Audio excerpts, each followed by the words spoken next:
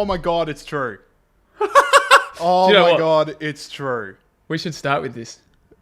Oh, all right. Maybe keep this in. I'm recording. You're recording. Oh. All right. 5, 4, 3, 2, 1. Did you see the stylish? Welcome to the Young IPA podcast, everybody. I'm James. This is Pete. G'day, everyone. It is the 13th of October. It is episode, I can't remember which one it was. I'm distraught. All right. We might have kept it in or not. I don't know. But like COVID has just closed one of the greatest places in the universe. Maybe it's only known to Melbourne, but Dark Zone in Box Hill is like my childhood staple. I had like birthday parties there 5 years in a row. Just bit the dust because of COVID and stage 4. It's episode 189. Pete, you're going to have to carry me through this one because this one hurts. James has been absolutely... He's literally just received a text message from a friend right on the when we were just about to start the show about Dark Zone. He's completely shocked. He's going to need a few seconds. I also went to a party at Dark Zone for my footy club because I used to play footy in Box Hill. And so what's the news, James? Because I know nothing about this apart from your incredibly visceral, emotional reaction to Dark Zone disappearing. Yeah, well, news is that stage 4 restrictions hurt businesses and, you know, icons in Melbourne are destroying and we need to rethink things. But it's not what people tune into this show for. I'm going to deal with that in my own time. But we do need to talk about it because we have a huge show coming up. We have Greg Sheridan, foreign editor of The Australian, on the show. He's going to be talking to us about all the stuff that's been going on in state politics this week. We're also going to be talking a fair bit about the US election, Trump getting COVID, second debate getting cancelled. Few other things as well. Greg's always a good interview. That's a lot of fun. And we have Dr. Bella Debrero, who is one of the authors of the IPA's new book, Climate Change the Facts 2020, now available. Go get your copy. Go to climatechangethefacts.org.au. You can buy your copy there. I got mine today. So that's all that.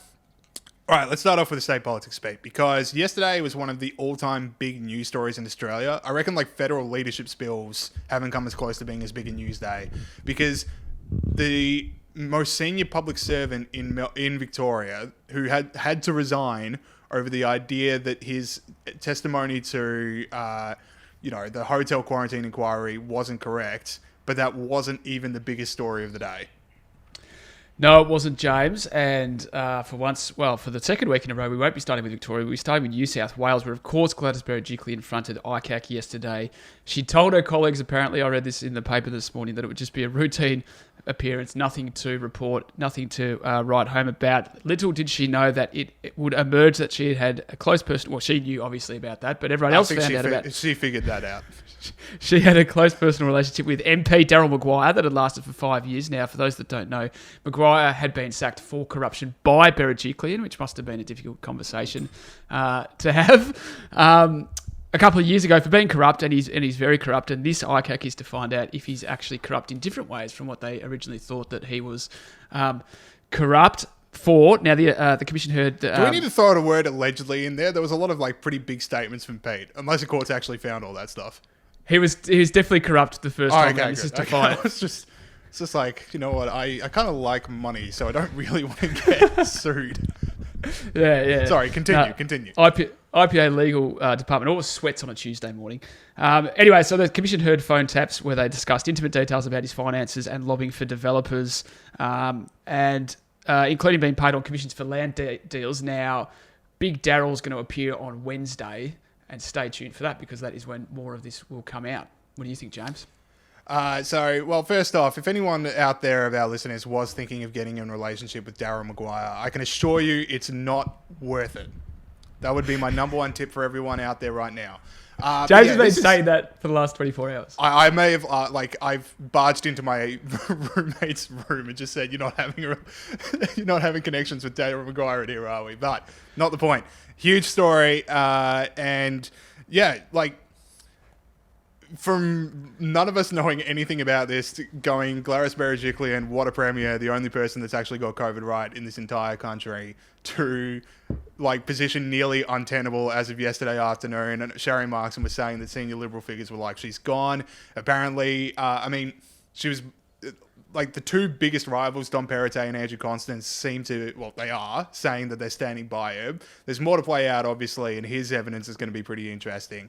It is such a weird thing because no one's insinuating that she did anything wrong, but it's just your close proximity to this toxic source just sort of, I don't know, undermines your position. And the stink is going to carry with her for a very long time because it is just such an incredible lapse in judgment. Just absolutely blown away by the news story. Yeah, at the moment they haven't found any wrongdoing, or that she was aware of corruption, or she didn't make the, what are they called, conflict of interest announcements that she was meant to make. So that, but it is still ongoing, and that could emerge. Obviously, at the moment, it's purely just that she had a relationship with this guy. I can tell you, like, as a Victorian, I would find it a little bit troubling if she had to go for this and we still have our Premier doing what's happening here in Victoria. If it turns out that she hasn't actually done anything wrong, it's just that she was in a relationship with this guy who's corrupt. So as you say, she said she's going to try and survive and she's going to hold on. We'll see what happens. You mentioned those guys who would be the logical replacements. The thing about this, and to make the serious point about ICAC, apart from all the lulls that are there as well, is that this is one of the problems with ICAC. You know, like a lot of people on the left are like, yeah, we need an ICAC to weed out corruption, but it's kind of like she's had to go through all this, you know, acute embarrassment, and it's kind of like she's guilty until proven innocent, rather than the other way around. So she's taken this massive political hit already, and it might turn out that she's actually not guilty of anything. So this is one of the reasons why ICACs are a bad idea. I think we should make that point.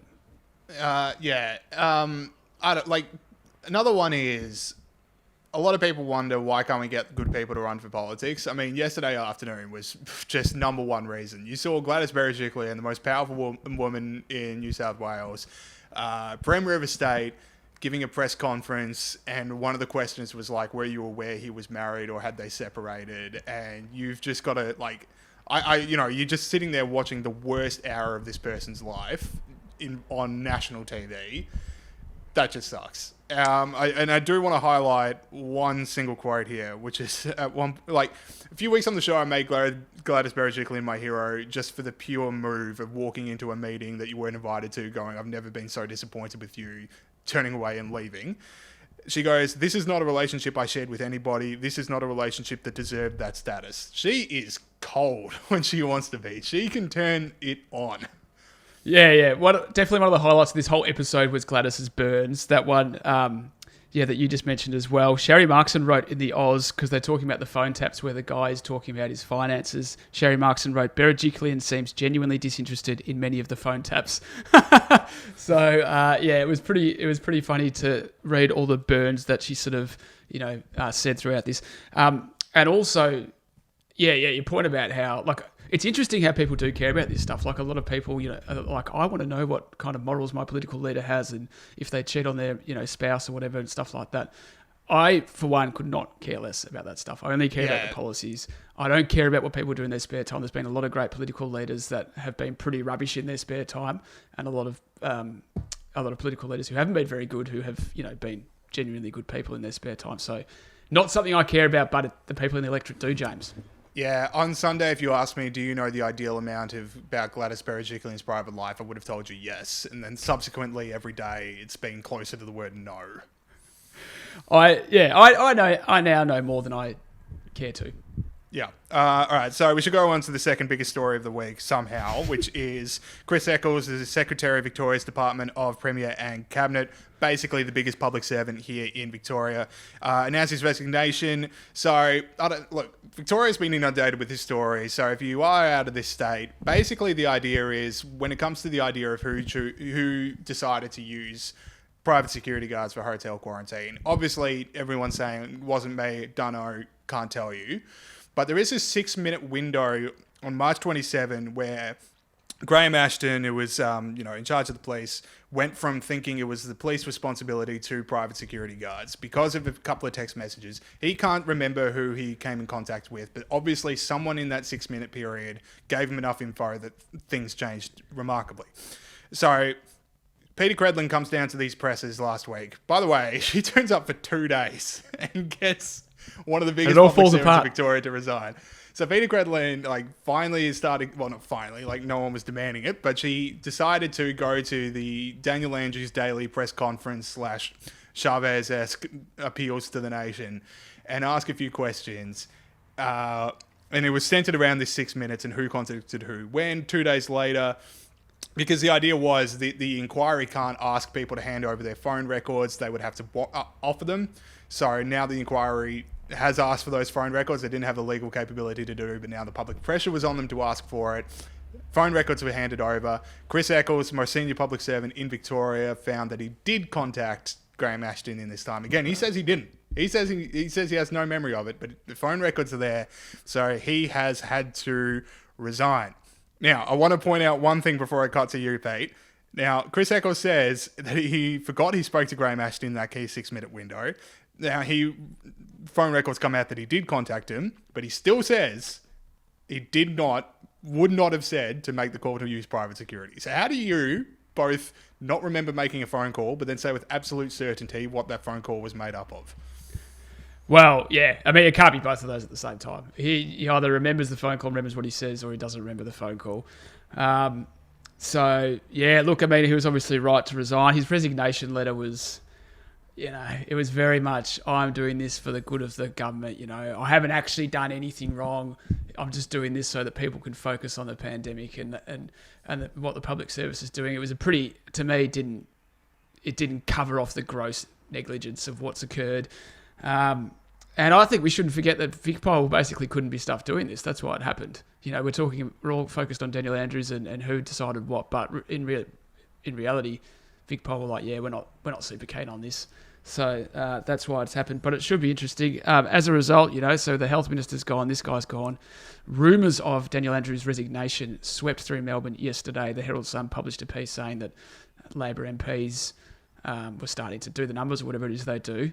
It seems to have eased off a little bit this morning, but I don't want to make any predictions. James, what do you think about that? Yeah, it's like rumours of Daniel Andrews' resignation coming is becoming I don't know, the right side of politics version of this will finally end Trump. I don't know. I've heard they're doing the numbers about 40 different times. I'm now believe it when I see it, which could age terribly. It could be in the next couple of days. Who knows? But again, I'll believe it when I see it. As we talk about with Greg, the power that Daniel Andrews has over the state Labor Party, there is very few people that are in position to roll him, and very few positions in which people can even do the numbers or talk to people. So I don't know. That to me, that's a bit. I'll believe it when I see it. Yeah, look, as people who listen to this podcast pretty regularly know, I'm sort of not a massive political guy, which sounds odd, but I'm more into the ideas and the philosophy and all that stuff. I don't sort of pick a team so much and barrack for it, but I would be so happy if he resigned at a purely visceral level, not is this good for the, Greg makes some good points later on about in terms of management of the pandemic and things like that, but just as terms of, obviously never disliked a politician more, and I would, to quote someone we all know and love, get on the beers big time if Daniel Andrews was to resign. That's my only comment on that. Well, there we go. Can we have it on the official record that Peter Gregory, if he's happy, would like to drink? So I know there's been a whole lot of discussion about whether or not that was true, but finally that we can put the rumours to bed. The other thing from Victoria I want to mention, is this idea that we were only going to ease up restrictions when we got to 5 cases per day average, which we're now no longer going to hit. So the timeline for businesses reopening has been pushed back. Apparently, we're still getting some social concessions later in the week, but we'll see what they are. Now, again, I will point out that at New South Wales records, if New South Wales followed Victoria's model, you guys would all be under lockdown right now. So that's how bad it is. But then this other thing is, Brett Sutton's asked, is these 5 cases achievable? Because we've been bouncing around about 8 to 15 for a few weeks now, so we still can't get it down to 5. And Brett Sutton, Chief Health Officer, says, who knows? Sorry, how do you have a plan and just say, can we achieve the plan? Who knows? Anyway, continue losing all your businesses, continue losing Dark Zone, continue being cut off from your family and friends, because who knows? I'm disappointed no one asked him about Dark Zone. Maybe they will today. But you knew. You said you knew. You said, this was an achievable roadmap. That when you say who knows, you knew. So for them to turn around now and say, oh, actually, we don't know, it's it's as you were saying, we're doing like 8 or 15 cases. I was having a discussion with a mate in like England last night, just on the old facey, and he was like, "Oh, you're in lockdown. I thought you didn't have any cases." And I'm like, "Yeah, we don't." But yeah, no, it's just unbelievable. Imagine if you had one of those tote bags with Brett Sutton on it. I'd be willing to buy one now, as long as it has the quote, "Who knows?" underneath it, question mark. There'll be a good, there's going to be a whole lot of memorabilia that 30 years from now, it's like, hey, remember when Victoria completely fell in love with leadership? Just the concept of someone being in charge. Will people admit that they've got Brett Sutton tote bags? I don't know. Will that be something you sweep under the carpet? I reckon so, or you have it ironically. All right, so third story we want to discuss. The IPA, we put out a big report last week. Sorry, I've completely messed my Word document here up. All right. I could do it if you want. So, please. All right. I've got it right in front of me here. So the number of Australians, we had a report this week, the number of Australians receiving unemployment payments remains unchanged, even as lockdown measures are lifted. So all this talk that we can just snap our fingers and the economy will come back is proving a little bit more difficult in practice. There are currently 1.45 million Australians receiving JobSeeker, double the pre-lockdown level, and less than 1% of the peak in May. Even in Western Australia, where lockdown measures were lifted faster than any other state, the number of people receiving JobSeeker remains almost 65% higher than in March. In addition to that, 89% of the net jobs created since May are only part-time. Only 21% of all full-time jobs lost as a result of the lockdowns have been restored, while 76% of part-time jobs have been restored. So there's a couple of key ideas here. Firstly, the idea that we can just click our fingers and the economy will come back just like it was is not proving to be correct so far. And what is also equally as worrying, in addition to the economy not coming back, is all the community bonds coming back, all the community connections we have, stuff like sporting clubs and families and all those things that we had before this, but we'll wait and see on that. And in addition to this is the point I make every week, is that at the moment we have this idea that the government can do stuff. They're making a lot of promises about things that they can do that they can't, like, mental health is a problem. We'll have a package for that. Unemployment's a problem. We'll have a package for that. But a bit of extra money is not as good as having a job. Like, more welfare is not as good as having a job. Hiring a few extra counsellors is not as good as being able to see your family or see your friends or do the things that make you happy and make life worth living. And all the way through this, the government has said, we can fix any problem that comes up, but it's not true. And we're finding out it's not true. And ordinary punters out there are finding out it's not true, and it's terrible. Couldn't say it better myself. The other key stat from the report, which has the name of Economic Scars, how the lockdowns apparently disfigured the Australian economy, go to ipa.org.au if you want to read it. Third and final stat we'll read out. Between 14 March and 5 September, 19,700 new public servants were hired, while 607,000 private sector workers have lost their job. Just that K-shaped recession we keep talking about. All right, final story before we get into heroes and villains. I don't know. I want to leave this one for you, Pete, because the idea of like lockdowns not being the most awesome way of handling coronavirus is something that is near and dear to your heart, and the World Health Organization made a pretty big claim this week. Well, yeah, Dr. David Nabarro, the World Health Organization's special envoy, said in an interview with The Spectator in the UK, we in the World Health Organization do not advocate lockdowns as the primary means of control of the virus. The only time we believe a lockdown is justified is to buy you time to reorganize, regroup, rebalance your resources, protect your health workers who are exhausted. But by and large, we'd rather not do it. Now, the World Health Organization has changed its mind a lot during this pandemic, and we've given it a lot of criticism for that. And deserved. And deserved criticism for that. So, it's a bit rich of us to turn around now and go, oh, look at the World Health Organization. But this is the organization that people who justified the lockdown based it on. This is, if you want to talk about experts, these guys are in your pantheon of experts, the experts are the experts. And they're saying, the lockdown isn't the greatest way to deal with this. So any call to experts, to expert opinion as justifying these measures is now completely null and invalid, because it's just not there anymore. Expert after expert has come out and criticised this, and now we've seen it again. We're going to talk about the Great Barrington Declaration a little bit later on, so I won't spoil James's party there. But we talk about focused protection, where we look after vulnerable groups, older people with existing health health concerns, and it's not just a way of balancing the economy and the virus. It's literally better. It's literally better than the full lockdown because you can achieve herd immunity by allowing young people to get it who are literally 1,000 times less likely to die from getting COVID. So just another one. Every couple of weeks I bring something about how the lockdowns aren't the most effective way of dealing with this, and this is just another one of those.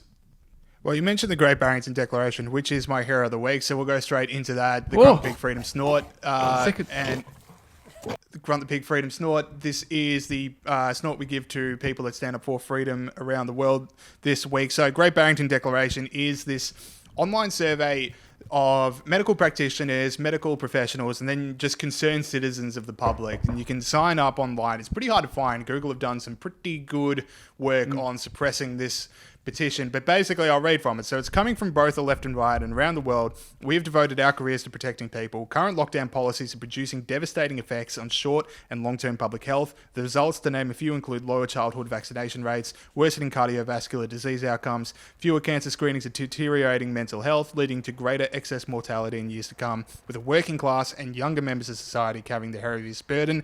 Keeping students out of school is a grave injustice. Now, before you just think, well, who are these medical professionals? Maybe they're just random people. You've got Martin Kulldorff, who is the professor of medicine at Harvard, Sunetra Gupta, professor at Oxford University, Jay Bhattacharya, professor at Stanford University Medical School. So pretty big fishes, I would say. That's a lot of big job titles. If you do want to sign, I'm a signature. I'm one of the concerned citizens, which, you know, makes me feel a bit up and about. Anyway, you can find it online if you work hard enough. 396,000 people have signed it from the concerned citizens, 8,800 medical and public health scientists, and 22,600 medical practitioners. It's less than a week old, so that's a pretty big take-up. It is. It's really, really exciting stuff. Scott Hargrave said he found it on DuckDuckGo, so maybe use one of Google's alternatives if you can't find it. I should mention very quickly, James, that the IPA has put forward its idea about what the Australian government should do in terms of this, and we called it medical capacity. It's based on random community testing, targeting localised outbreaks, protection of the elderly and vulnerable, and continued international border control measures. So that is a report by Daniel Wild and Asher Judah on the IPA website. Check it out if Very good you point. want to know more. Your hero, Pete. Know more about that. My hero is the Nobel Committee. Now, the Nobel Committee is an organisation that has copped a lot of criticism from us over the years, James, but I'm not going to say they got this year right. I'm going to say they didn't get it wrong. Now, the Nobel Peace Prize was awarded last Friday night, and do you know the three favourites? The three favourites for this prize leading up to its award. I'm going to guess Jacinda Ardern. Jacinda, yep. Greta Thunberg. Correct. Jimmy Butler. No, Nearly saved the world from another Los Angeles Lakers title. It was very close. Okay, well, that was a good choice. He wasn't up there, but the third choice was the World Health Organization. And so, you know, as we've just mentioned, they've made a lot of mistakes over the course of this pandemic. It's been a tough roller coaster year, ride the last 10 minutes have been for Pete, going from praising the World Health Organization to saying, nah. I didn't praise them. I just said, if you believe in the expert view, this is the expert view. Anyway, what I'm saying is it's been a tough year, James, and I really didn't need the Nobel Peace Prize to be awarded to one of those. I mean, Jacinda Ardern, as Oliver Hartwich said the other day on this podcast, Minister for Child Poverty. Child poverty has actually increased during her time as Minister of Child Poverty. Greta Thunberg, it's like, really? And the World Health Organization, as we've stated, has chopped and changed all the way through this. So I was thinking, and they were the three favourites, and I thought, if it's going to be one of those, you know. And fourth favourite was some real estate guy from New York, who had done a lot more than Obama, by the way, who did get a Nobel Peace Prize. Anyway, they gave it to the World Food Programme, which, I mean, I'm sure if I did a little bit digging, I'd find that they're a bit inefficient or something, or they're crowding out local farmers or whatever. But they do say, and of course the UN's a bit dodgy in general, but they do say that almost 100 million people in 88 countries last year have been assisted by the World Food Programme. So good on the World Food Programme and Nobel Peace Prize, not giving it to Jacinda Ardern, Greta Thunberg, or the World Health Organization. Small mercies, James. Hero of the week. My gut feel is because obviously you got to have a social distance ceremony, and if you can't get a selfie with Greta Thunberg or Jacinda Ardern, then maybe save their awarding for a year in which you can get that selfie. That's the problem. They're up there every year. Like at one point, they're going to get it. All right, so I just wanted to let that sink in, you know. Okay. The Extinction Rebellion fake nerdy run award is for our villain of the week, Roller Tape Muskie. As Extinction Rebellion protests enter their 6th day. So that's a fake nerdy run. So anyone who's a villain of the week, we are now going to award you villain of the week. James, who have you got? Very annoyed the last week we found out in the show that saying tone deaf is problematic, because this would, if we were to be able to say the words tone deaf, this would be in which it was used for. Because the Australian Labor Party on the weekend put out a social media tile congratulating Daniel Andrews on 100 press conferences in a row. If there was one curve worth flattening, it was the constant hour-long ceremonies of Daniel Andrews being the greatest debater in Australia. Like, it is just debating club practice. He just shoes off every question. But anyway, Labor Party were like, how good's this? and even the admission that, like, how good's this? The problems from hotel quarantine were so bad that they warranted 100 straight days of press conferences just to keep people informed about all the stuff they have to do. That was an extraordinary oversight from the Australian Labor Party to put that out. Well done on 100 press conferences for a pandemic that your government caused. Round of applause, everyone. Extraordinary. Okay, well, my villain, James, is former Australian Prime Minister Kevin Rudd. He's called for a major government inquiry into tight ownership of the Australian media by none other than the owner of a lot of real estate, but especially a lot of real estate in the heads of the left-wing people of Australia, and that is Rupert Very Murdoch. good one, Pete. Write that Thank down. you. Someone write that down. That's one for Pete. Thank you very much. I appreciate that, James.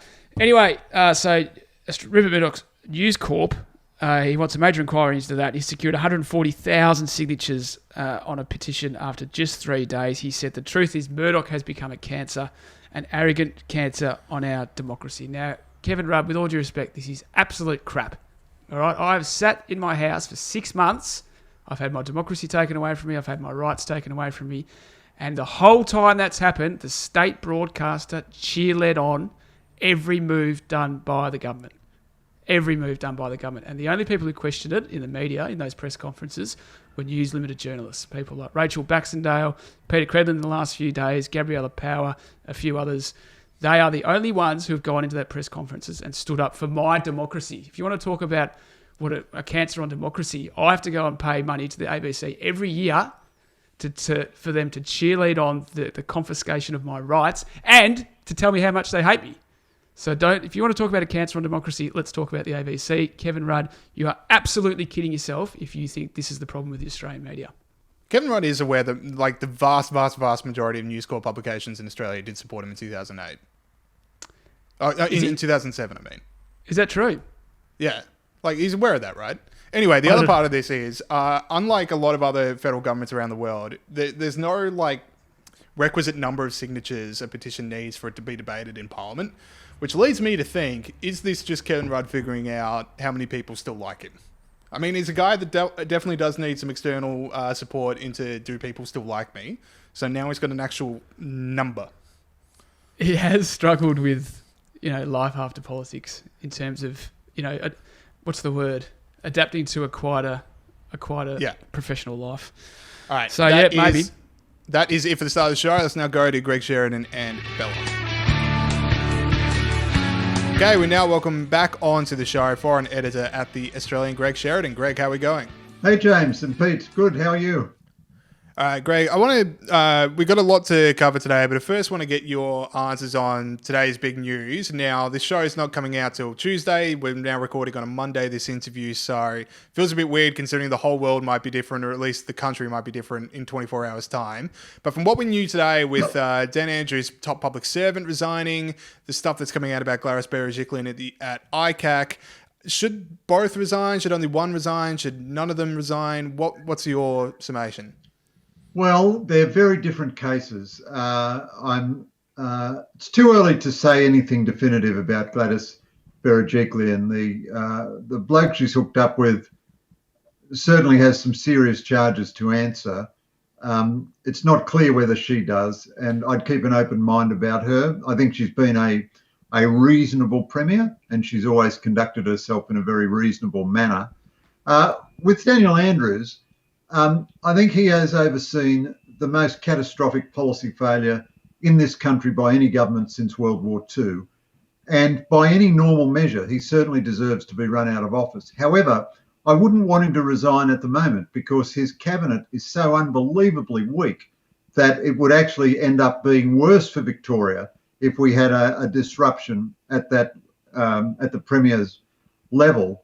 But if the Victorian government doesn't lose in a massive landslide at the next election, there is a terrible crisis in state politics in Australia, because if you have policy failures which produce outcomes which mean hundreds of deaths, tens of billions of dollars of lost economic activity, maybe hundreds of billions of dollars, and a state in authoritarian prison, I'm being metaphoric there, in lockdown for months. Not much of a metaphor at this point. Well, if you do all that and you don't lose office, then politics is not functioning. Greg, I was interested in your comment then that it's the biggest public policy failure since the Second World War. A lot of people say it's the biggest public policy failure ever. Excuse my ignorance, but what would be the thing that you would say that was a bigger public policy failure? Just for my interest, really. Sure. Well, oddly enough, I'm glad to see that your mind goes down such obscure byways, Pete. So does mine. I've given the matter quite a bit of thought. Some people would argue committing to the Vietnam War, but I wouldn't argue that, because I thought we were right to commit to the Vietnam War. But if you thought that was wrong, you could regard that as a catastrophe, and 500 Australians died in the Vietnam War. But I think the greatest public policy failure in Australian history might well be the complete failure to prepare for World War II, and the absolute lack of national preparedness of any kind for World War II. You'd have a few things to argue about in World War I as well. And in both wars, I think we listened a bit too much to the Brits. Took us a while to make our own decisions. But, you've really got to go to matters of war, national life and death, the survival of the nation, before you come upon a public policy catastrophe as great as this. And this is not as bad as that because the scale is not yet at that level. But this is on a scale, worse things have happened to Australia. We had the Spanish flu 100 years ago, and we had the Great Depression of the 1890s. But they haven't happened because of government failure. The Spanish flu was not primarily a result of government failure, and even the Great Depression of the 1890s was a bit harder to see all the mistakes that the government's made in retrospect. But so I'd say the 1930s is the last. And in modern Australia, we've never seen a policy failure as catastrophic as this, as monumental, as multidimensional. This is failure at every level. It's sort of one day Harvard Business School will teach this, as how a seemingly competent government with a seemingly competent civil service can just get everything wrong across every dimension of discretion. And as a result of getting every bit of sophisticated policy wrong, the only thing the Andrews government can do is go back 1,000 years to medieval plague policy, complete lockdown, and then go back to sort of 1940s authoritarianism, a sort of a dream out of 1984 or something. Having said that, I am being a bit metaphoric because we do live in a democracy and we do have the process of law, and Dan Andrews is not a dictator, but he's leading a very, very, very badly failed government. So I've actually got Sky News on another one of my screens here, and Andrew Clennell is now reporting that Gladys Berejiklian will not resign. So again, this might be out of date by the time people are listening to this episode, but that's the latest we're working off now. But what I want to ask you is, Gladys Berejiklian may or may not resign over not something that she did, but something that she was someone that she was romantically involved with, and then her predecessor Mike Baird resigns over a bottle of wine that he didn't provide the proper information about. Yet in Victoria, 800 people are now dead as a result of the failures of hotel quarantine, and Danny Andrews is still there. Now, I understand you might say, we still need his leadership because there's no one else, but I kind of think, one, for ministerial accountability, you should go, and then second, surely the Labor government at this point needs a blank slate, because you're asking so many people to give up so many parts of their lives, and from our perspective, it's looking like an absolute shambles at the top, and we don't really trust them to be able to navigate even the next 48 hours, let alone the next 12 months. Yes, there's a lot of truth in what you say, James. It was Barry O'Farrell who resigned over the bottle of wine. Oh, my bad. Mike Baird resigned for no good reason. He foolishly tried to outlaw greyhound racing. Mike Baird's a terrific guy. I've got great admiration for him. It's a very, very dumb decision. And of course, no one in the New South Wales Liberal Party would have ever been to a dogs meeting in their lives, so they were just completely culturally unsympathetic to the people they were riding roughshod over. Very dumb sort of new class decision. But certainly Barry O'Farrell should never have resigned over a bottle of wine. Nick Greiner resigned when ICAC found him corrupt and the finding was reversed in the courts. So as soon as it got to a proper court, it was reversed. But the sentiment of what you're saying is absolutely right. Andrews is accountable for a catastrophic policy failure. But I'm a bit of a Leninist at heart. And you know that Lenin said the only thing that matters, the only question that matters is what is to be done.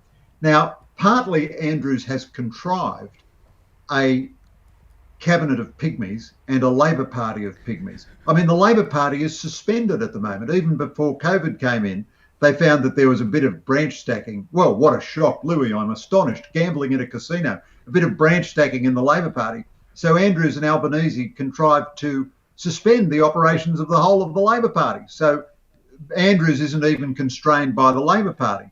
He's had a daily press conference for 100 days. Now, in New South Wales, Gladys Berejiklian would often give the health minister the running of the press conference, or sometimes even an official. So it is good to update people on a day-by-day basis during the COVID period. But Andrews has run these sort of Fidel Castro, Hugo Chavez-like daily press conferences. But we are still a free society, so every now and again he gets something he doesn't bargain for. Brilliant journalists from The Australian or Peter Credlin from Sky or something go along to the press conference and ask him persistent questions about these phone calls and so forth. But he has made it so that nobody in the state government, apart from him, has any profile in the community. It's not even a matter of would they have the authority for their directions to be followed. Nobody's even ever heard of them. I'm a professional journalist and I couldn't name you more than 2 or 3 state government ministers at the most. I do think it is shocking that he's tried to limit Parliament and that his inclination has been to suspend or countermand the normal processes of accountability, which aren't working in state politics all over Australia. We're having council elections at the moment. I voted today. I've never heard of any of the candidates. I don't know anything about them. And state politics is only a little bit better than council politics. I mean, democracy is not really functioning when nobody gets any information about what's going on. I'm very critical of the ABC that it doesn't have a nightly state-based current affairs program. The 7:30 report used to be state-based in every capital city. Now they don't do that sort of thing, because they don't have to follow the hunt for profits, they tell us, so they can do whatever's good for the society. Well, this is one thing that they don't do.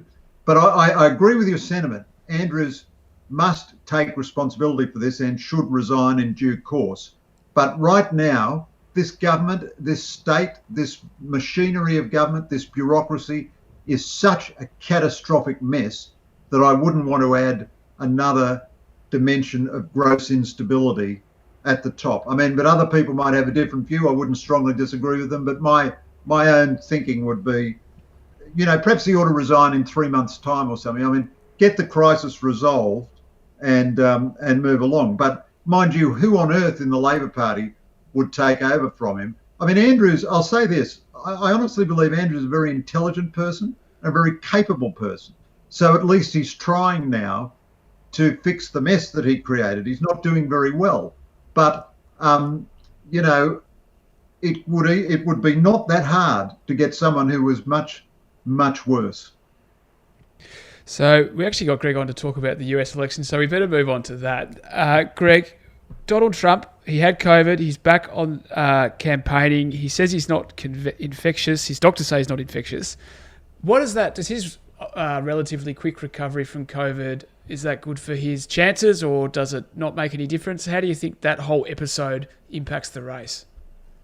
Well, Pete, I've been surprised at how clumsy Trump has been in this campaign. Now, he's at the moment he's 9.5%. As we speak, the Real Clear Politics aggregation of the national polls has him 9.5% behind Joe Biden, and he's about 4.5% behind in the battleground states.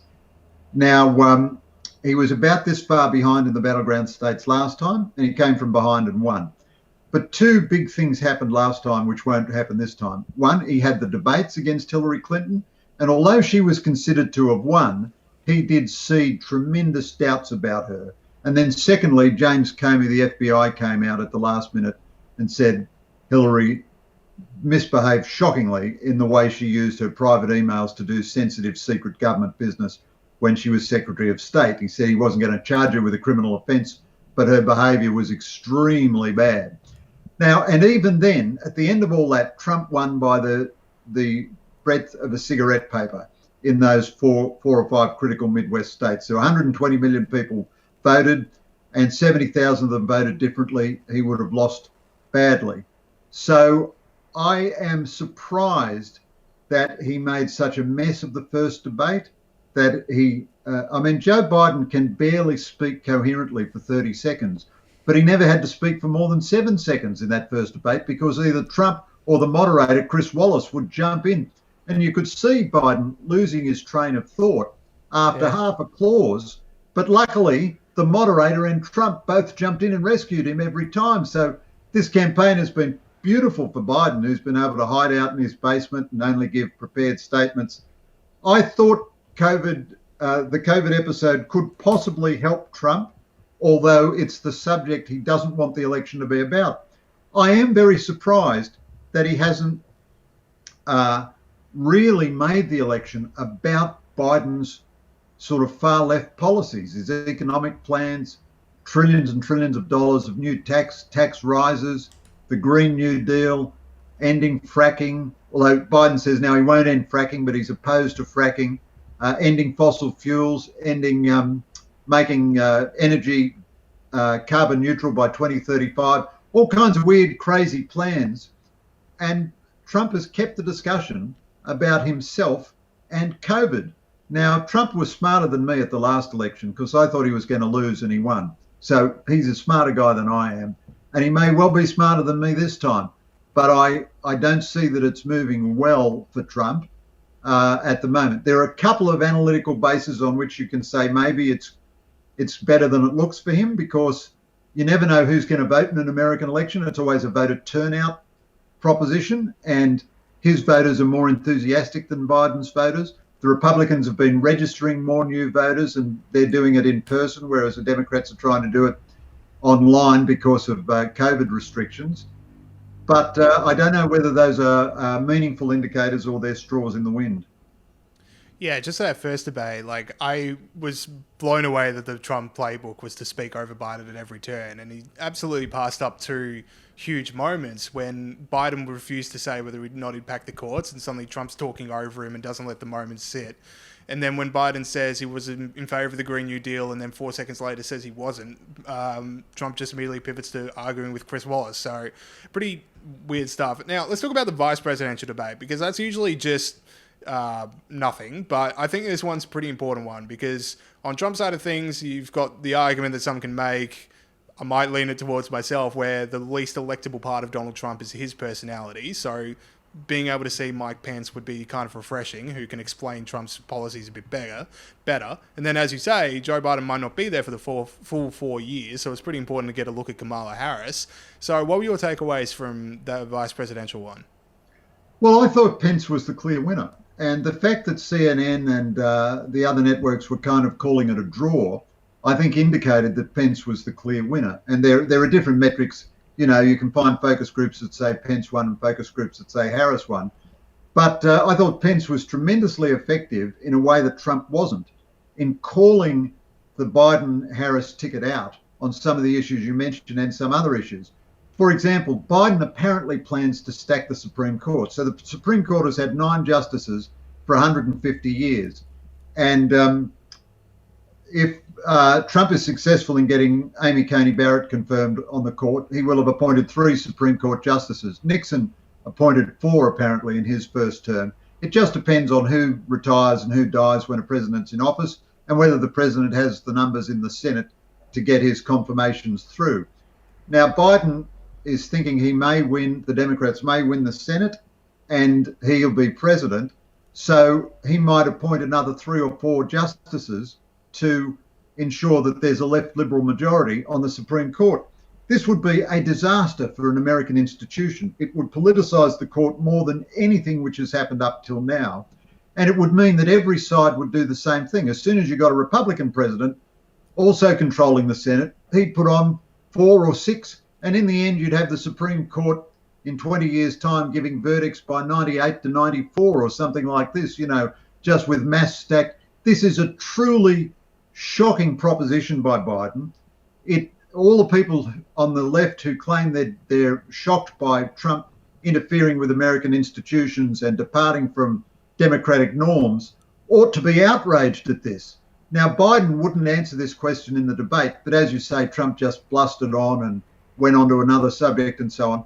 Pence actually pinned this on Kamala Harris, and she looked exceptionally weak. And again, even the CNN and MSNBC and so on commentators were acknowledging that she wouldn't answer this question, and it's a pretty fundamental question. He also, I thought, was effective in making the law and order argument and in making the economic arguments. And there's an enigma and a paradox about Trump. He broke through partly because of his sort of iconoclastic cultural style, so it's unclear whether a more conventional politician would have broken through.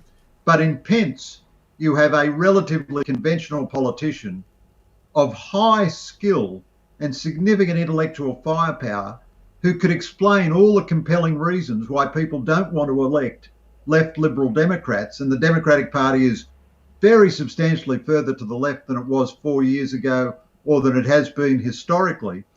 That ought to be an easy argument for Republicans to make. And Pence, I thought, did very well. And in 4 years' time, whether Trump wins or Trump loses this time, you'd expect Pence to be one of the contenders for the Republican nomination. And the final note on the vice presidential debate, 4 years ago, I think it was watched by 38 million people. This time it was watched by just under 60 million people. So 60 million people watching a debate, that's a very significant number of voters. That's an interesting point, Greg, because my next question was actually how important are the debates? We talk about Nixon's flop sweat 50 years ago and people still remember that. But are they that important, and do they matter, and do these ones matter? They can be important, and we thought this one would matter because Biden has been so much in captivity and in hiding. But of course, that gave Biden 2 tremendous advantages. One was he benefited from tremendously low expectations. So all he had to do was more or less stand up and not say something certifiably insane, and he was regarded as having done a good job. And the other benefit it gave him, as well as low expectations, was that Trump was just rushing at him all the time at 1,000,000 miles an hour, and that meant that he really didn't have to do anything. But historically, are they important? I think they are. People say they haven't affected results, but nobody really knows. I mean, I think they were very important last time. People felt that overall Hillary Clinton won the debates. I don't think that's unfair. I think that's probably true. But you can win the debate generally by a very mild margin, so to speak, across the country. And maybe with 30 million Californian voters, they all thought she did better than he did. But maybe there were 500,000 Midwest voters who just didn't like what they heard about Bill Clinton and Hillary Clinton in that debate, and either didn't vote for her and didn't vote at all, or instead of voting for her, voted for Trump. So even if Trump lost the debate overall, when you consider that he won by 70,000 critical votes in the Midwest, maybe that debate was pivotal. The other thing, I think Ronald Reagan's debate with Jimmy Carter was quite powerful. Carter looked unreasonable and extreme in accusing Reagan of being an extremist, and Reagan's demeanour, which was so genial, so measured, so easy, if you didn't like Ronald Reagan, you're not really a human being, And I think that was important. You wouldn't say there was a gotcha knockout moment, although when Reagan said, Carter accused him of being an extremist, and Reagan said something like, well, there you go again. That was an important moment. And then 4 years later, when Reagan had done poorly in the first debate and Mondale was insinuating that Reagan was too old for the job at 73, Reagan diffused it beautifully with that lovely line of humour. I will not, age should not figure in this debate. I will not make my opponent's youth and inexperience an issue in this campaign. And Mondale was in his 50s and he looked older and less vigorous than Reagan in his 70s. Reagan looked like a cowboy hero. So this is a slightly trivial way to talk about the debates because they ought to focus more on policy and substance. But I do think they are important. If you have 60, 70, 80, 90 million people watching a matter about politics for 90 minutes, I do think that is important. And even if you can't exactly say this debate swung that election, I think they are very important. So I think it's crackers for Trump to have given up the opportunity for the second debate. And actually a virtual debate would have suited him because it would have forced him to obey by the rules and it would have exposed Biden to the difficulty of maintaining his line of thought for 2 minutes in a row, and it would have forced Trump to make the case in substance. And there still would have been all the Trump style and so on for the sort of World Championship Wrestling fans who like that sort of stuff. So I think Trump, made a big mistake in skipping the second debate because it was going to be a virtual debate. Yeah, I think debates to me are always kind of underrated because I'm still sort of the belief that every single election's always been won by the person that the voters would rather have a drink with. So I think just seeing the personality and seeing them on stage helps. Now, popular refrain at the moment is that the US has never been more divided in its history. And while I think we're certainly in for some pretty ugly scenes in November, regardless of who wins the election, I always think it's hard to claim that on a country that has had 4 years of civil war. Is that a view you share? Well, no, I think you're right, James. It's certainly not as divided as it was in the Civil War. 650,000 American soldiers were killed in the Civil War when America basically decided it wasn't going to be a slave country. And the Civil War was complicated, but at its heart was slavery. And the country was also tremendously divided in the era of the Vietnam War and the 60s and 70s, where there was a sort of a riot culture and a bombing culture. So even the hideous violence that we've seen in the last few months was probably worse in the late 60s and early 70s. There were a lot of, political bombings across America and a lot of overtly violent groups, the Black Panthers, the Weather Underground, the Symbionese Liberation Army. Groups that seem ridiculous now, but didn't seem ridiculous then when they were killing people. Having said that, there is no doubt that America is very deeply polarized. And there is one way in which the polarization is a little worse than it has been in previous iterations. And that is it's very widespread. There's a very brilliant, important and compelling book a few years ago called Coming Apart by the sociologist Charles Murray. And he really traces sociologically the way America was sorting itself into opposing ideological camps. And the way he diagnosed this or analysed this was through postcodes or zip codes. So Americans increasingly were living cheek by jowl with people with whom they shared a broad cultural outlook. So, conservative, bourgeois, church-going folks were living in suburbs dominated by that kind of person.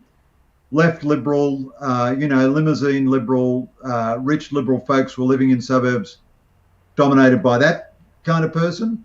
People trapped in poverty ghettos were finding it impossible to get out of them. And there were black ghettos and Latino ghettos. And the worst of all was the white underclass, who were the most underprivileged and, down at heel of all the people in America. And this now has a kind of a social basis, which is very widespread. The fact that the media has sorted itself out into oppositional camps rather than being a broad public square where facts are more or less adjudicated and then people have different opinions. I think this indicates that we're in for quite a long-term polarization, whereas we're able to recover from the 60s and 70s. I mean, the Vietnam War finished, Reagan got in, revived the economy, and America was back to normal. And certainly the aftermath of the Civil War was horrible, the Reconstruction in the South and so on. But America did commit itself to being a United States of America after that. It's hard to see after this election how the polarization comes to an end. Although I suppose the story the left wants to tell us is that Biden will win, woke left liberalism will be triumphant, all of us around the world will take the knee to the new left orthodoxy, except for a few eccentrics like you and me, perhaps, and the world will be united under the banner of, Black Lives Matter and wokeness. But Ross Douthat, very fine columnist in the New York Times, argues in a column today that if liberalism takes power in America with that kind of arrogance and hubris, it will produce another reaction, perhaps much more formidable than the Trump reaction, but perhaps next time led by someone, who has some of Trump's skills, but not some of his defects, hopefully. Greg, I've just got one more question from me because we are running pretty long here, but who do you think will win? Well, Pete, I'm tempted to just give you a fake static sign and then pretend the signal is blacked out because... yeah, we'll come back in November. We'll come back in, put the right answer in, and then future generations will go, that Greg Sheridan, he was onto it.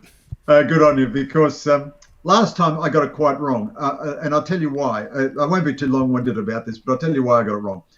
Last time there were so many polls that showed that Hillary Clinton was going to win by a couple of percent that I thought she would. And in fact, she did. She won the popular vote by about 3 million. Now, it has been the case in the past that a candidate has won the popular vote and lost the electoral college, but they've never won the popular vote by anything like 3 million and lost the electoral college. Now, this is part of America's polarization, which is regional as well as social and ideological, that there are states which vote one way all the time, like California and New York, and there are other states which vote the other way all the time, like Arkansas and Texas and so on. And so you can rack up enormous margins in California and Texas or New York or what have you. And so the popular vote has become untethered from the electoral college vote. That's not undemocratic. That's just the way the American system operates. Now, right today, you'd have to say Biden is the favourite. But elections are tremendously unpredictable. And I'm going to really be absolutely pathetic and say that I honestly don't know who's going to win. I think Biden is the favourite on all the polls. He's justifiably the favourite. Trump showed us last time that the polls can be wrong. So I think Biden is ahead right now. But as well as being a wimp, 3 weeks is quite a long time in politics, and votes can shift very late. I mean, look at our own last election, Morrison and Shorten. The polls were very confident that Shorten was ahead. And it's not only clear that the polls were a little bit wrong, but that there was a shift at the last minute. I mean, you could get a rainy day in America and, 5% of Joe Biden's voters could decide not to vote. And that changes the election for you. So what a pathetic wimp out that is. And I really, I used to like you guys, but I think that last question was an act of cruel and inhuman punishment. No, it's important to bring back nuance rather than just, everyone's opinion getting shouted. Now, you've been extremely generous with your time, but I did want to discuss one final thing, which is the conversation that you and IPA campus coordinator Theodora Pantelich have had on the importance of great works of literature. Now, that's going to all be available at the IPA's Generation Liberty Facebook page and our other social channels as well, so make sure you're sticking around because it's a really good conversation with Greg and Theodora. But what I want to ask you is, are you, between 5 favorite books, we've had you on this podcast, we've talked books before, are you now really enjoying your position as the IPA's go-to external consultant on culture? Look, everything I do with the IPA is so much fun, and I just love every bit of association I have with the IPA. I am a bit worried, though.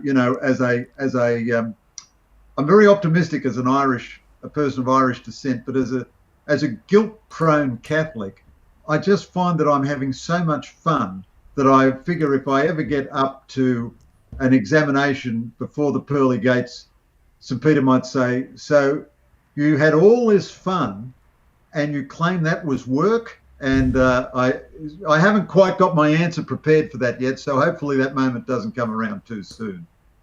I have the same problem with being guilty about having fun, but I don't believe in heaven, so there's not even the salvation. But anyway, Greg, thank you very much for joining us. Great to talk to you guys. Thanks so much.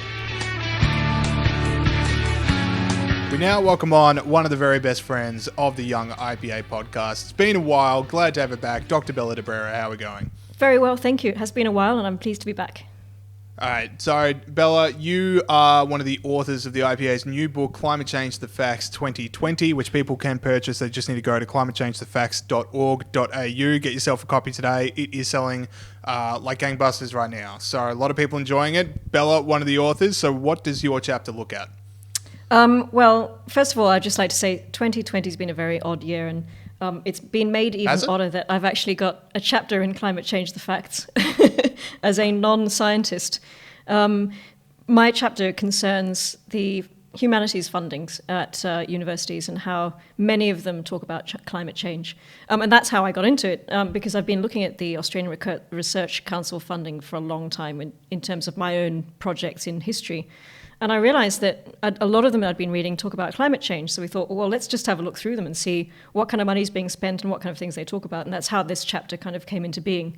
So, the fact that a historian is actually contributing to Climate Change: The Facts shows just how far-reaching climate change is, that it's just everywhere. It's in everything.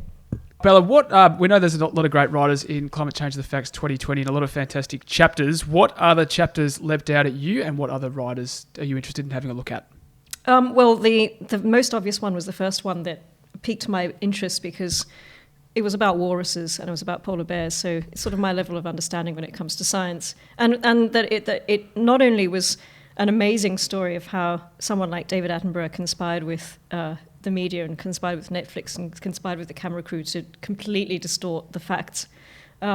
But then Susan Crockford was cancelled as a result of her research. I mean, so for me, it's interesting because it's a combination of what's going on at universities, just how deeply attached people like Attenborough are to this climate change narrative, and the lengths that they'll go to. And I learned that walruses are really easily scared, which was a very fascinating. That they really want to rush off cliffs really easily, and that I had no idea about walruses. That was such a strange fact.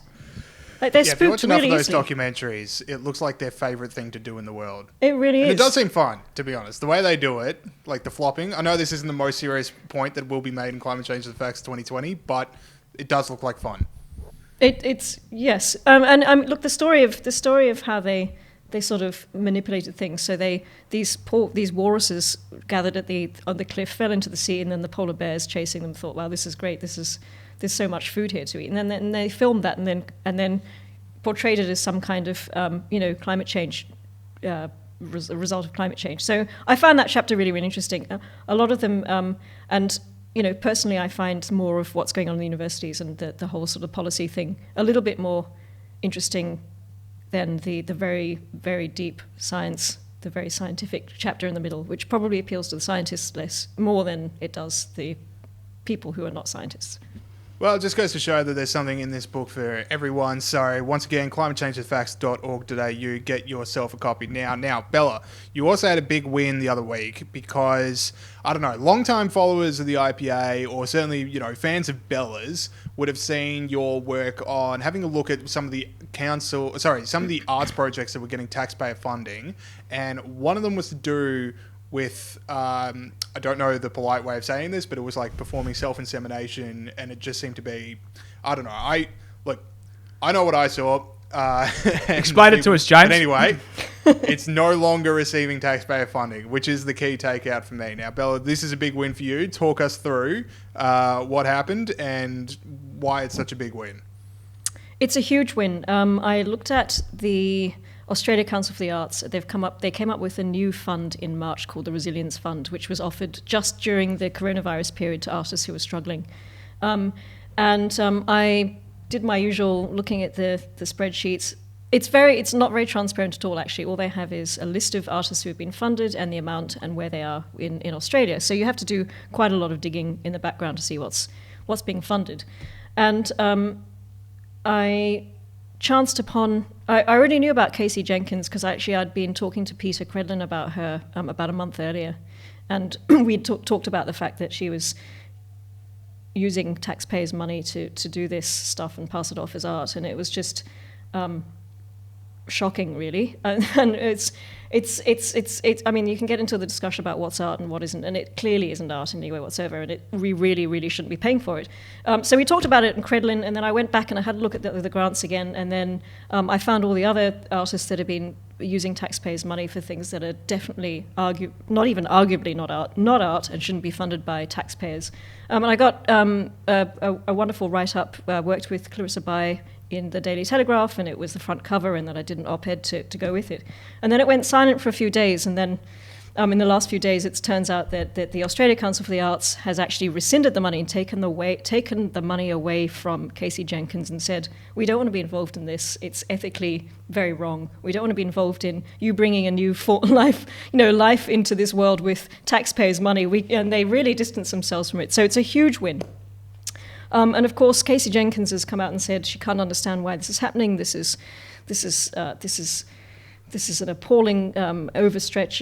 It's illegal for the Australia Council to now take the money away, and she's pretty upset about it. And incidentally, she's put together a very interesting Facebook post of the interview with Peter and I, and she's turned me into a potato, which is quite extraordinary.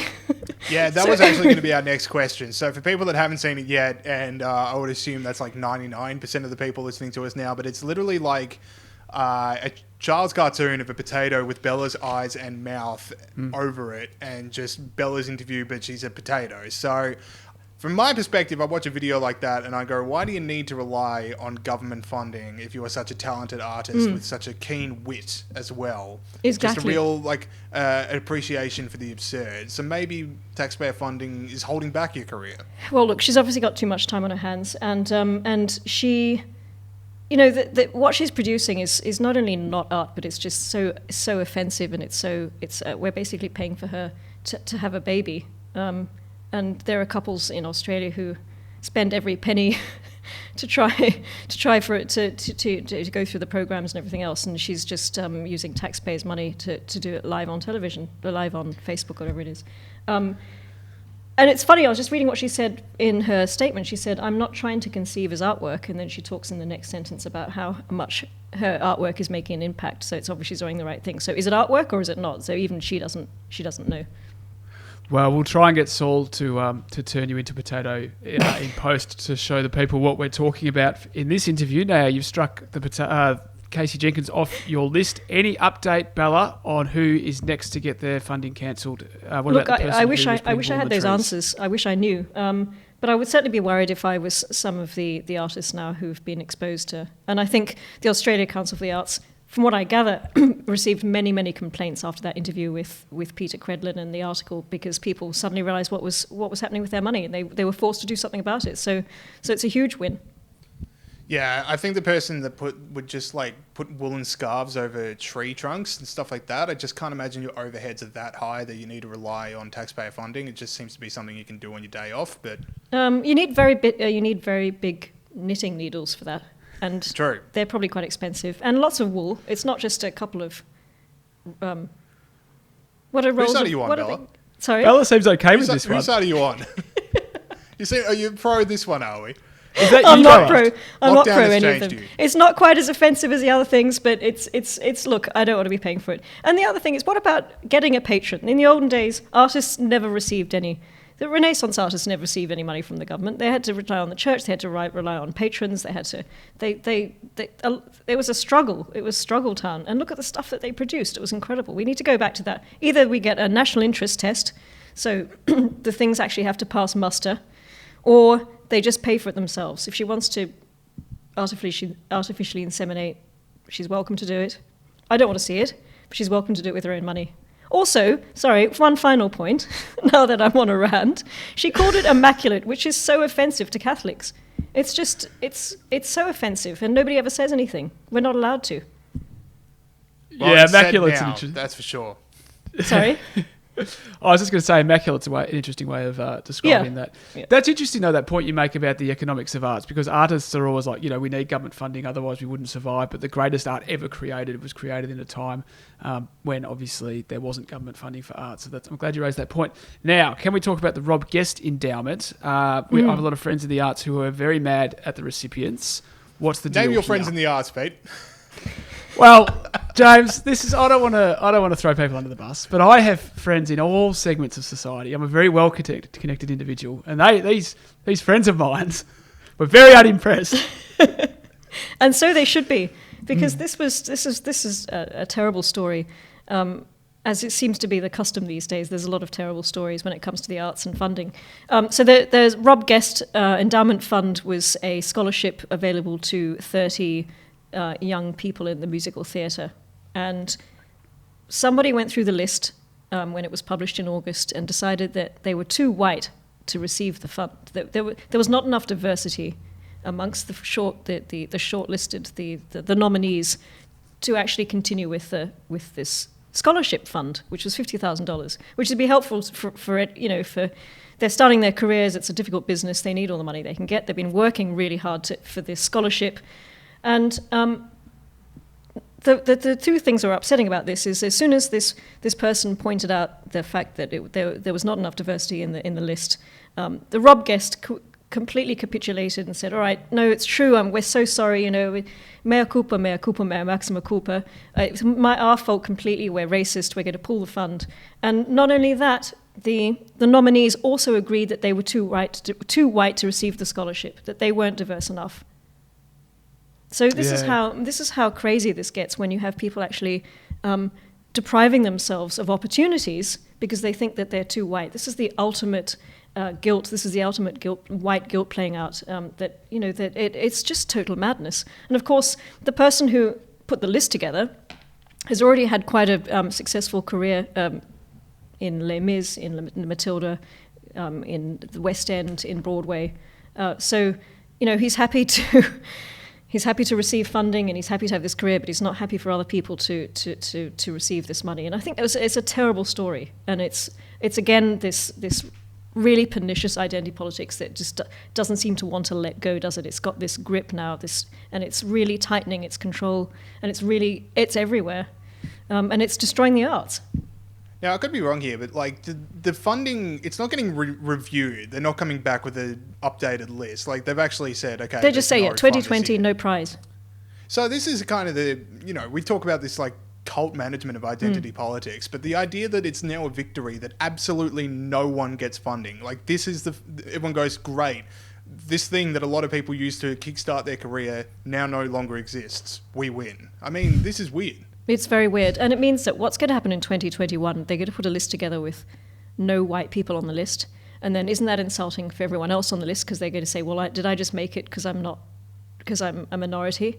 And then no one will give them the credit. It's like the women on boards. If you got there because you're a woman or if you got there because of a quota, it's the same thing. And it's so damaging, isn't it, to people who deserve the prize and who deserve the scholarship. And it can only lead to resentment and the wrong people, arguably the wrong people getting scholarship. Exactly right. One of the things that really, to me, strikes me as such a massive tragedy about this stuff is that point you mentioned about all the artists agreeing. Some of the most beautiful, non-discriminatory, lovely people I know are absolutely convinced that deep down, no matter how hard they try, they're racist or sexist or homophobic at an unconscious level, and there's nothing they can do about it. And it's such a tragedy that so many people have been convinced of that idea. Now, let's talk lockdown life. You are a world-famous bookworm, and many of our listeners would have enjoyed you and Greg Sheridan nerding it up on 5 favourite books. Nerding it up, thank you, yes. Best books over lockdown 2.0 or 7.0 or whatever we're up to. What are the best books you've read recently? I've actually started to read To Kill a Mockingbird again, which sounds very obvious book to read, but it just transports you, so I'm enjoying it You're instantly back. Can I say something controversial? Yeah, you don't think so? Most overrated book of all time. Do you know who else has that Yeah, view? look, it might be overrated, but it's still a really lovely book. It's a lovely book to read. It's a lovely book to dip into. You get totally transformed. You're totally in the South. You know, you're totally whatever's going on around you in 2020 ceases to exist while you're reading that book. And if that's Great that's- message, fantastic message. Atticus Finch, great guide. Yeah. Don't get me wrong. I just think it's not the greatest book that's ever been written. I know. I'm sorry. Like I three different probably gave you- novels in this like one novel. They don't really speak to each other on the plot threads.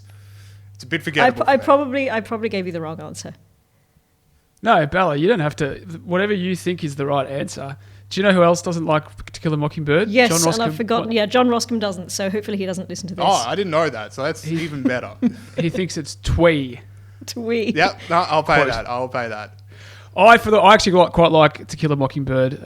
To go along with liking Imagine and Friends. what's that other? Friends? No, I don't really. I can't really. I was just hamming it up when I said I Brooklyn like Friends. Nine-Nine. Brooklyn Nine-Nine. Really funny I show. like Brooklyn There we go. Nine-Nine. I like Yeah, Brooklyn yeah, Nine-Nine as see, well. This So all Pete and feeds into I my have theory. the same taste. We know what's good. Yeah, Bella, we're on the right track here. Yeah. Vanilla ice cream. Margarita pizza. All good stuff. That's still your most outrageous opinion. All right, Pete, your favourite book of lockdown? My favourite book of lockdown. Now that's a good question. What am I reading at the moment? Oh, I'm reading Helen Pluckrose's book at the moment, but that doesn't count. The book I was reading. Don't I think it don't does. spoil it. don't, I no, he can't. knows why it doesn't count, but we can't say anything yet. Can we not say anything? Anyway, well, I'd have to say Jane Eyre then, because I read it Oh, wow. during lockdown. All right, I'm going And to do your that thing advice? where you ask other people for what they've been reading so you can like wedge in what you've been reading. But I need to thank Bella for the 5 greatest books, because one of the books, like my pick of the lockdown, has been one of the 5 books on that. Leave It to Smith. Oh, you is like to Leave It to hilarious. Smith. Oh, I'm really pleased. I mean, I love PG Woodhouse in general. I've never not done a Jeeves and Wooster though, so this one I was like, this is very, very good. I'm surprised because I actually didn't. I found it less funny than PG. I found it less funny than Jeeves and Wooster. I think they're both up there. Like Jeeves and Wooster, you got the dynamic, but man, Leave It to Smith, that plot, ooh, very funny. Sorry, go out and read it. Would be my pick. All right, that is it. I've got no more questions, Pete. No, I've got lots of questions, but I think we can take them after the interview. Bella, do you have any questions for us? No, I don't. No. All right, well, we'll call it there then. That's as good a place as any. Bella, thank you so much for coming back on. We've missed you terribly, so we'll speak to you soon. Thank you so much. Okay, thank you to Greg and Bella. Pete, please stop making that face. I'm trying to do a podcast here. That is, we'll now go through some stories that have made us laugh this week. We start off with the return of a segment I miss every day. And I think like last week with the Old Testament Pete, maybe that's got the embers firing within you, because we have a bloody outrage. It stirred something deep within me, James, and we realised, as you pointed out, we haven't had It's a Bloody Outrage for yonks. So I've got one, a really good one. Bank Australia stepped up to the plate and informed its customers they'll not be allowed to make any gaming transactions on their credit cards from December 1. That includes Sportsbet and the old Bricky's laptop. You pompous, arrogant, sanctimonious gits. Had to pick a podcast-friendly word then, and I think I did it. A nation held its breath. Yeah. Could have Saul gone anywhere. was sitting on the dump button. Yeah. You know, the silly working class people don't know how to make decisions about their own money. We better step in and do it for them, you know. We need to make sure they spend their money. Imagine a bloody bank getting all high and mighty about, you know, we don't think you're spending your money correctly. We need to make sure you've got enough money so you can keep paying massive fees to us, and we can keep, you know, giving our executives bonuses and stuff like that. So, as people pointed out, does this mean that Bank Australia customers are going to be banned from going to Macca's and banned from going to Dan Murphy's and things like that? Don't tell people how to spend their money. I know it's like a private sector thing and they can do what they want, but this is not a, you know, the government shouldn't step in, but I'm just saying it's a bloody outrage. Yeah, I'm just glad it's only banks out there that are telling people what they can and can't do with their own money. Oh, I just got an email from my compulsory superannuation. I want to see what my statement is. But we'll continue on anyway.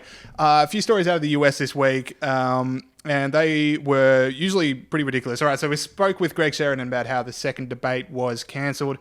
I tell you who's pretty relieved about that. Steve Scully, who was going to be one of the moderators of it, because he got himself in a bit of hot water this week with the old thought it was a direct message, but I accidentally tweeted it out. He tweeted out, at Scaramucci, should I respond to Trump? Scaramucci being one of the biggest critics that Donald Trump has in the media these days. That is a debate moderator, I don't know, basically colluding with Scaramucci to make sure they're on the same page as to what should happen. So that would have been a bigger story had he been a moderator. He dodged a bullet with that second debate getting called off. He certainly dodged a bullet. Now, he's claiming he was hacked, James. So the FBI is investigating to see whether or not he was in fact hacked. Now, a bit of digging found that this is not the first time old mate Steve Scully has claimed to be hacked. Back in 2012, he appeared apologetic about tweets concerning weight loss and said he was hacked. And then another tweet from March 2013, he apologised for more posts that were sent by his Twitter and claims he was hacked. So, 3 times would be very unlucky for one person to get hacked, James. Whoever's out there continually hacking Steve Scully, can you make it a bit more interesting? Like, if you're going to hack, go all the way. Don't just say, Scaramucci, should I respond to Trump and talk about weight loss? I mean, that's just wasting an opportunity. It is wasting an opportunity. It could have been a lot worse. Now, you are a long time, let's not say fan, but I guess, would admirer be fair to say you're an admirer of Scaramucci or a... Well, I'm glad you actually brought this up, interest? Pete. I'm glad you brought this up because I think the obvious solution here is to cut out the middleman between Trump and Scaramucci and have Anthony Scaramucci moderate the next debate. I mean, if the moderators are already, consulting Scaramucci on their own ways, then just have Scaramucci in there with the giant sunglasses. He refuses to take them off. I think that would be a great move, and it sounds like he was already sort of controlling the debate anyway. But just for our listeners who aren't aware of Scaramucci's background, fill us in on that one. Press secretary for 6 days before he was fired, something like that. That's right. Just the candle that burns the candle that burns twice as bright burns half as long. So it happens to everyone. Another story we got: celebrities just are physically incapable of learning their lesson. Mark Ruffalo, Sarah Silverman, Amy Schumer, Chris Rock, Tiffany Haddish, Naomi Campbell, and somehow Borat combined for a public service announcement that was somehow even worse than Gal Gadot's Imagine. They got completely naked and filmed themselves telling people how to vote correctly. Pete, did that influence your voting in any way? Well, it didn't influence me. Mark Ruffalo certainly didn't influence me, that's for sure. Seeing him in the nude is not something I wanted to know more about. But this was another one of like the stupid commoners won't be able to understand how to vote properly. They were explaining this process, which allegedly might cost 100,000 votes in Pennsylvania because you've got to put a slip in both envelopes or something like that. And once again, they've gone, the Commonwealth will be too dumb to work this out. We better make some porn because dumb people love porn, and that's what they've done. It didn't change who I voted for, though. Will it change who you vote? No, but what makes me laugh about all these is just reading the order in which the celebrities got read out. So this was like the lead from the article I read. So Mark Ruffalo, then Sarah Silverman, Amy Schumer, Chris Rock, Tiffany Haddish, Naomi Campbell, and Borat. And then other celebrities were also in the video, but they go to this extent of just look at me, look at me, look at me, and no one looks at them because they're just outshone by bigger celebrities. Like Josh Gad is in there, and I already don't know what everyone sees in Josh Gad. I've never really found him funny, but I feel sorry for him that he goes to this extent of attention seeking, and no one gives him any attention. It is, my heart weeps for that person, but. The other point about this, James, where no one wants to talk about... Peter, I will send you $50 right now if you can name me one thing Josh Gad has been in. One thing he's been in? Yep. No IMDb. One thing he's been in. Your fault? Huge. I think I know who it is. What's it called? Schitt's Creek. I'll have to look that up. I've not seen it.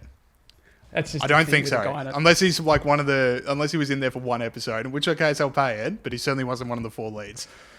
I just thought that's got a guy in it. Maybe it's him. Anyway, but the thing I wanted to say, James, was this was yet another, and maybe we should replace the villain of the week because this was a fake nerdy run. You couldn't tell they were in the nude. It just showed their upper half. I don't know, you nude. You could have undies on. So, not really serious. And the other thing is, why hasn't Borat been cancelled yet? Because Borat was in this. And how has he survived? Winston Churchill didn't survive. How does Borat survive?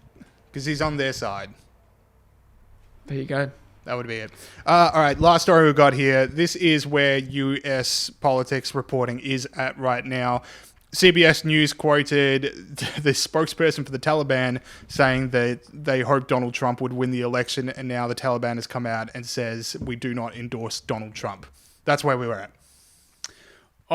Every week there's something, this is very 2020, and this is right up there with the best of them. The Taliban first endorsing Donald Trump, but then walking back that endorsement. And saying that they didn't endorse Donald Trump. To be fair, going through these tweets, they didn't actually endorse him. They just sort of said that, when we heard about his health, we were worried for his health and hope he's going to get better. So that was the spokesman, Zabihullah Mujahid. Now, imagine stuffing up at work when your boss is the Taliban. Like, he's not had a good week. No. I'm just sick of cancel culture. Like, the amount of people getting cancelled, the amount of people like having to wind back their shy Tory positions. We've come too far. Exactly right, James. Even the Taliban can't say what they want anymore. Now, I should mention, James, just before we go, we have got a massive Generation Liberty event this Friday. Generation Liberty is debating the socialists, capitalism versus socialism, which is better. The two... Capitalism. Sorry. That's the thing.